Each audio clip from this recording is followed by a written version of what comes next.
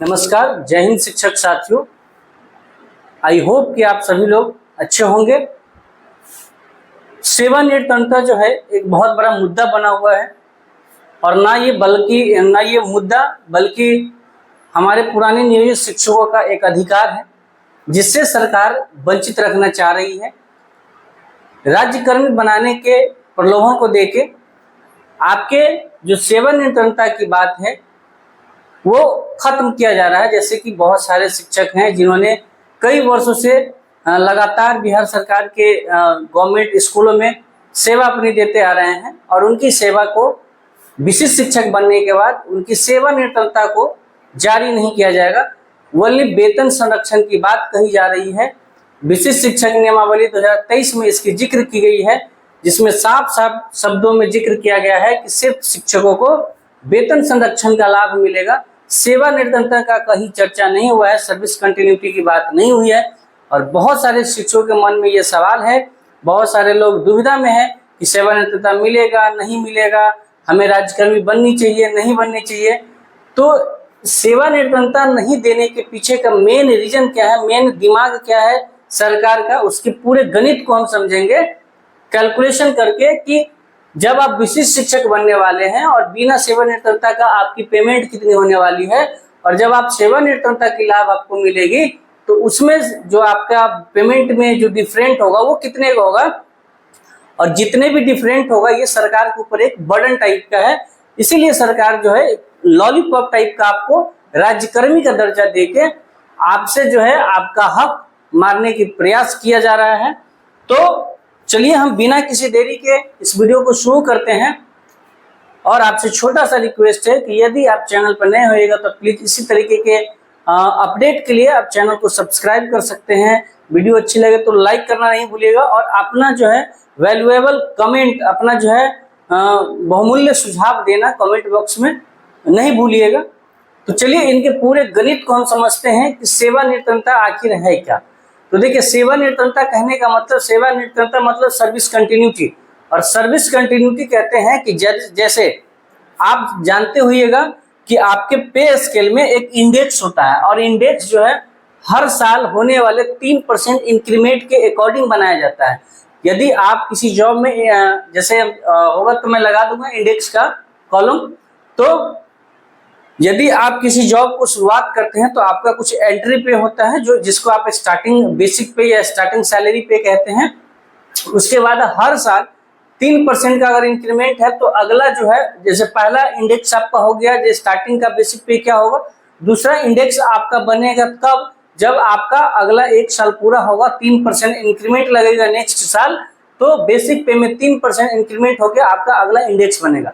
इसी तरीके से साल दर साल आपका इंडेक्स बढ़ता जाता है।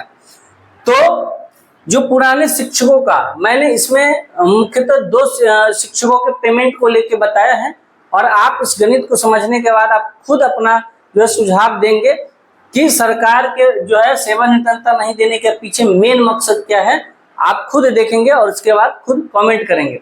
मैंने मेनली 2003-04 में जो शिक्षक बहाल है उनके लिए और 2005-06 में जो शिक्षक बहाल है उनके पेमेंट को लेके मैंने कंपेयर किया है और उनके पेमेंट को लेके मैं दर्शाया है कि आपको कितने पेमेंट का अंतर होने वाला है यदि सरकार सेवानिवृत्तता की लाभ दे देती है।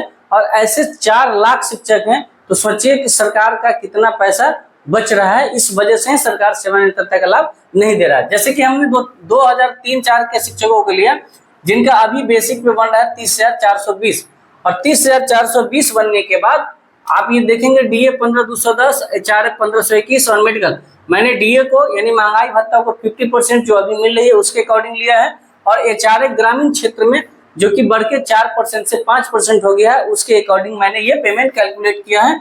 तो आपका ग्रोस सैलरी जो फिलहाल अभी बन रहा है बिना राज्यकर्मी बनने से पहले वो 48,151 बन रहा है और ईपीएफ में 1,800 रुपया आपका कट रहा है। तो नेट अमाउंट जो आपके अकाउंट में आता है वो 46,351 रुपया आ रहा है। इसी के अप्रॉक्स या इसी के यही आ रहा होगा, आप लोग कमेंट जरूर करिएगा, ठीक है। जब हम विशिष्ट शिक्षक बन जाएंगे तो विशिष्ट शिक्षक के लिए मैंने एक स्पेशल वीडियो बनाया है 1 to 5 से 2006 से लेके 2022 के शिक्षकों का नया पेमेंट क्या हो, तो चाहे तो आप उस वीडियो को देख सकते हैं, हम डिस्क्रिप्शन बॉक्स में उसका लिंक दे देंगे या आई बटन पे दे देंगे, ठीक है। तो उनका बेसिक पे क्या हो जाएगा, यदि आप विशिष्ट बनते हैं और बेसिक वेतन संरक्षण का सिर्फ लाभ मिल रहा है, तो वेतन संरक्षण लाभ क्या कहता है कि यदि आपका जो वेतन अभी आपने 10 साल से जॉब किया है और जो वेतन अभी आपका बन रहा है बेसिक पे, उससे कम हम नहीं देंगे, या तो उसके इक्विवेलेंट जो नया पे इंडेक्स में जो भी आपके इक्विवेलेंट होगा वो पेमेंट देंगे, या उससे हल्का ऊपर वाला इंडेक्स में आपको पेमेंट देंगे, लेकिन उससे नीचे नहीं देंगे। ये आपका वेतन संरक्षण का नियम कहता है, ठीक है, जो कि जिक्र किया गया है विशिष्ट शिक्षक नियमावली 2023 में। तो इसमें अगर विशिष्ट बनते हैं तो 30,420 वाले का पेमेंट हो जाएगा 30,750 रुपया का बेसिक सैलरी हो जाएगा। डीए 50% में 15,375, एचआरए 1,538 और मेडिकल 1,000 रुपया हो जाएगा। ग्रोस सैलरी जो है 48,663 रुपया। और एनपीएस में देखिए, यहाँ ईपीएफ करता था 1800, लेकिन यहाँ न्यू पेंशन स्कीम जो अभी चल रही है, जो बिहार के राज्यकर्मी शिक्षकों को दिया जाता है, चाहे जो भी राज्यकर्मी जिस भी सेक्टर में हो, जैसे कि बीपीएस अध्यापक जो है विद्यालय अध्यापक, उनको भी एनपीएस मिला, तो राज्यकर्मी आप बन जाएंगे तो एनपीएस में कटौती होगी 10% का, और 10% का कटौती होता है बेसिक पे प्लस डीए, यानी मूल वेतन और महंगाई भत्ता को जोड़ के इनका 10% निकालेंगे तो एनपीएस में कटौती होगा 4613। और जो फाइनली आपके इन हैंड सैलरी होगी जो अकाउंट में आएगी वो 44,050 रुपये आएगा। कब? जब आप विशिष्ट शिक्षक बनेंगे। तो यहाँ आपका नेट अमाउंट बन रहा था 46,351 और आपका विशिष्ट बनने के बाद 44, यानी यहाँ से आपको देखें तो 2,200 रुपये का आपका कम पेमेंट आएगा यदि विशिष्ट शिक्षक बन जाएंगे। रीजन है उसका कि आपके एनपीएस में कटौती ज्यादा हो रहा है, यानी जमा आपका भविष्य निधि के लिए जमा ज्यादा हो रहा है। यहाँ पे 1800 हो रहा था। पेमेंट क्यों कम हो रहा है, इसकी सारी जानकारी मैंने पेमेंट वाले वीडियो में दी है, तो आप वहां जाके इसको देख सकते हैं। मैं फिलहाल बताने वाला हूं कि सेवानिवृत्तता का लाभ देने पर सरकार के ऊपर कितना बर्डन पड़ेगा और हम शिक्षकों को कितना घाटा होने वाला है, इसके कंपेयर करवा रहे हैं। बाकी उस वीडियो को आप देख सकते हैं, उसमें ईपीएफ एनपीएस सारी चीजों का आपका जिक्र किया हुआ है। तो यहाँ पे 46,351 मिल रहा है। जब आप विशिष्ट बनेंगे तो 44,050 मिलेगा, 4450। अब सेवानिवृत्तता में क्या होता है कि जैसे अभी आप मान लीजिए 2003 से 4 से जो शिक्षक दे रहे हैं, उनका ये जो 30,420 का है वो 13वां इंडेक्स का पेमेंट है, ठीक है, 13वां इंडेक्स का पेमेंट है। तो सेवा अगर निवृत्तता का लाभ आपको मिलेगा तो जो इंडेक्स में जितना इंडेक्स नंबर आपका पुराने पे स्केल में चल रहा है, वही आपका नया फिटमेंट मैट्रिक्स टेबल का जो नया इंडेक्स होगा उसके 13वें इंडेक्स में 35,640 रुपया बेसिक पे बनता है। यदि सेवानिवृत्तता का लाभ आपको मिलेगा तो जो इंडेक्स आपका अभी बन रहा है वही इंडेक्स के अकॉर्डिंग आपको जो है वेतन मिलेगा। तो यदि आपको सेवानिवृत्तता मिलेगा तो देखिए 35,640 से आपका डीए बन जाएगा 17,820, एचआरए बन जाएगा 1,782, मेडिकल हो जाएगा 1,000 और ग्रोस सैलरी जो आपका हो जाएगा वो 56,242 हो जाएगा। यहाँ विशिष्ट होने पर 48 और यहाँ पे भी 48 हो रहा था, और यहाँ देखना 56,282 हो जा रहा है ग्रोस सैलरी। 8,000 का सीधा उछाल है। एनपीएस में अगर कट भी रहा है 5346 रुपया, क्योंकि जितना बड़ा अमाउंट होगा उतना ज्यादा एनपीएस कटेगा 10%। हालांकि वो अलग बात है कि सरकार इसमें 14% का अंशदान करती है। तो इस सब के बारे में हम यूपीएस आने पर 18.5% का प्रॉफिट हो जा रहा है। तो इन सभी का जिक्र मैंने पुराने वीडियो में जिसमें पेमेंट का वीडियो बनाया है उसमें मैंने बताया है, तो आप उसको जाकर देखेंगे तो उसमें सारी चीज क्लियर हो जाएगा। तो एनपीएस में 5346 कटेगा तो नेट अमाउंट जो आपका आएगा वो 50,896 रुपया आने वाला है। अब इसका पूरा इम्पैक्ट देखिएगा, अभी मिल रहा है 46,000 और जब आप उसके अकॉर्डिंग मिलेगा तो 50,896 हो जाएगा, लेकिन विशिष्ट होगा तो 44,000 हो जाएगा। तो यहाँ से अगर आप देख रहे हैं तो दो चीज का कंपेयर करिएगा। यदि आप विशिष्ट बन रहे हैं तो एक तो आपका जो है एनपीएस में भी यहाँ ज्यादा जमा हो रहा है। अगर सेवानिवृत्तता का लाभ होगा तो विशिष्ट से सेवानिवृत्तता का अगर कंपेयर करें तो यहाँ 4600 जमा हो रहा है, यहाँ 5300 जमा हो रहा है, लगभग 700 ज्यादा जमा हो रहा है। यहाँ 44,000 कटने के बाद 44,000 है, यहाँ कटने के बाद 50,000 रुपया है, ठीक है। तो ये दोनों में इतना का अंतर आने वाला है। तो सेवानिवृत्तता का ये इम्पैक्ट है। उसी तरीके से 5/6 में 28,660 जिनका बन रहा है अभी इंडेक्स नंबर 11 पर, इंडेक्स नंबर 11 पर बन रहा है, तो उनका डीए हो गया 14,430, एचआर 1443, मेडिकल 1000, ग्रोस सैलरी 45,733 अभी बन रहा है और ईपीएफ 1800 कट रहा है। तो नेट अमाउंट जो आ रहा है 2005-06 वालों का वो 43,933 रुपया आ रहा है, ठीक है। उसके बाद जो सेवानिवृत्तता, इसमें मैंने राज्यकर्मी को नहीं लिया है क्योंकि राज्यकर्मी के लिए जगह नहीं था, लेकिन मैं बता दूं कि राज्यकर्मी का जो पेमेंट इन हैंड आएगा अप्रॉक्स 41 समथिंग आएगा, ठीक है। यहाँ से कुछ कम आ जाता है क्योंकि यहाँ पे एनपीएस में ज्यादा कटौती हो जा रहा है। उसके बाद अगर सेवानिवृत्तता का लाभ देखें तो इंडेक्स नंबर अगर 11 देखा जाए फिटमेट मैट्रिक्स टेबल के आधार पे, तो उनका बेसिक पे बनेगा 33,600, ठीक है। और यहाँ पर जो 28,860 है, इनका पेमेंट हो जाएगा आपको फिटमेट मैट्रिक्स टेबल के आधार पर शायद 28,940 के आसपास बन रहा है।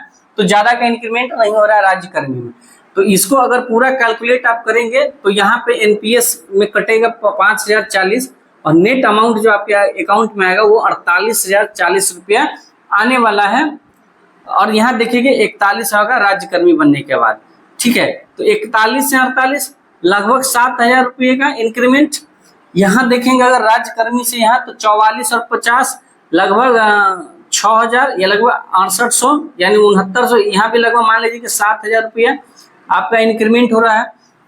तो एक शिक्षक पर 7,000, एक शिक्षक के 7,000 अगर एवरेज ऑन एन एवरेज माना जाए, जरूरी नहीं कि सब 2003-04 के शिक्षक होंगे, लेकिन 7-7 को अगर माना जाए तो अप्रॉक्स अगर मान ले कि 5,000 हर शिक्षक में वृद्धि होगा और गुने 4 लाख शिक्षक जो हैं जो नियोजित से विशिष्ट बनेंगे। तो अगर आप इसको काउंट करेंगे तो 3 जीरो इस पर का और 5 जीरो इसका, आप खुद सोचिए, इकाई दहाई सैकड़ा हजार 10,000 लाख 10 लाख करोड़ 10 करोड़ अरब, यानी 2 अरब रुपया जो है पर मंथ सरकार का एक्स्ट्रा खर्चा होगा यदि आपको वो सेवानिवृत्तता का लाभ दे देंगे।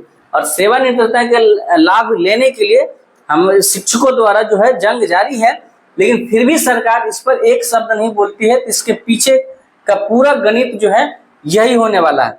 अच्छा, इसका और भी प्रॉफिट है ना, सिर्फ इतना ही पेमेंट नहीं है, आपका जो भविष्य निधि है वो भी बढ़ जा रहा है।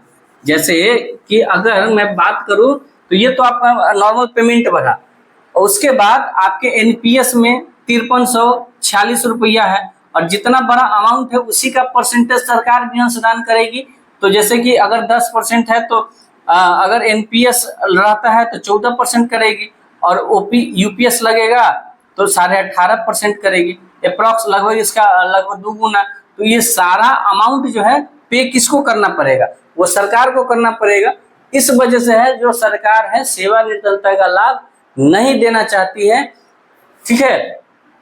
तो आप देख पा रहे हैं कि कितने ज्यादा पेमेंट का जो है अंतर होने जा रहा है। इसी तरीके से जो भी शिक्षक हैं जिनका भी जो इंडेक्स है, मैं प्रयास करूंगा इन दोनों साइड एक पुराना फिटमेंट में पुराना जो है जो नियोजित शिक्षक का पे स्केल था उसका फोटो लगा दूंगा, और यहाँ फिटमेंट मैट्रिक्स टेबल का आधार का लगा दूंगा।